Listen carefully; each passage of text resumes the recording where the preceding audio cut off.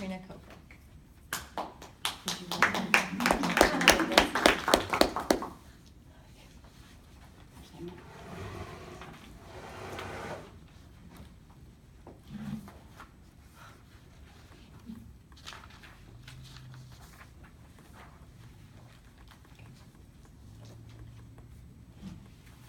I've been standing at the edge of the water long as I can remember, never really knowing why. I wish I could be the perfect daughter, but I come back to the water no matter how hard I try. That's the beginning lyrics to the theme song of the Disney movie Moana. It's called How Far I'll Go. I love the song in itself, and it has beautiful lyrics, and I'll tell you about that in a minute. But I have a special connection to this movie, and specifically because Moana is a Polynesian princess. And I had the amazing opportunity to spend 6 weeks at the University of Hawaii at Hilo in the summer of 2005. They offer a program called the Island Summer Package, or ISP for short, for mainland students like myself to go explore the islands. It was a difficult time in my life as I was getting over a breakup, and honestly, I just needed to get away. You know, one of those things where everything close to you reminds you of that person. So I went where I didn't know a person, and I didn't know anything. It was monumental for me. Yes, I was 20 years old, and I was an adult at the time, but it was the farthest I had ever gone from home. It was also the longest time I had ever been away from home, and I didn't know anyone. It was also monumental for my parents for the same reason, because they paid for their baby to go to the other side of the continent, where they didn't know what would await me, all for the same reasons that I just told you. Little did they know that that trip and a stay at an international hostel with people from Canada, Korea, England, and Australia would lead me on this quest for a never-ending search for wanderlust. And I eventually would go on to travel to Trinidad and Tobago, Costa Rica, England, Ireland, Scotland, Switzerland, which was my favorite, Mexico, Nicaragua, and so on.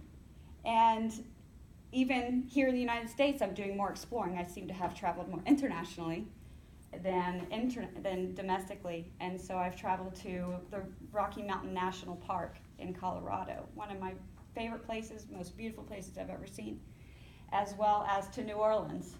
And being my name is Katrina, you can tell that I was a little anxious to go there. But they accepted me with open arms. And it's been something that's been so exciting yet bittersweet.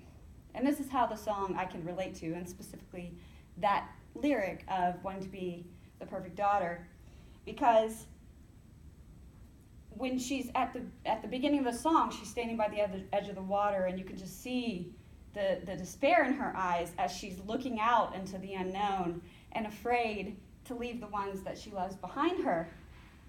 And I would say I felt the same way. I actually ended up moving to Dallas, Texas in 2012, and I was there for 5 years.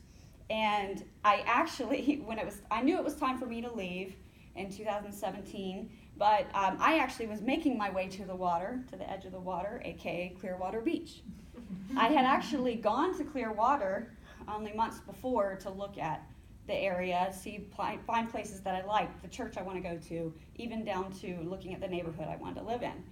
But through a series of unfortunate, a lot of people close to me passed away, that there were illnesses, and then just general one thing after another, I got these signs that I felt like was God calling me back to Georgia. And I've been here a year now. I've loved running errands with my grandpa and going to lunch with him. I've loved going to get my nails done and having late night study sessions with my sister.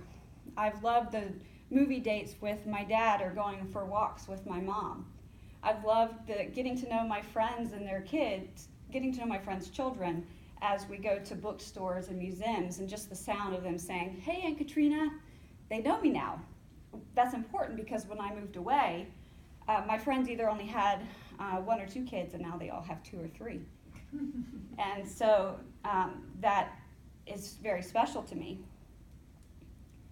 As Moana walks through her village, her very exuberant village, which is another way I can relate, because I have a lot of family and friends. I have a very large family, and when people talk about a village, let's just put it this way, secrets don't say secrets very long. And that's how I can also really relate. Well, she's walking through her village, there's people working, cutting down the coconuts.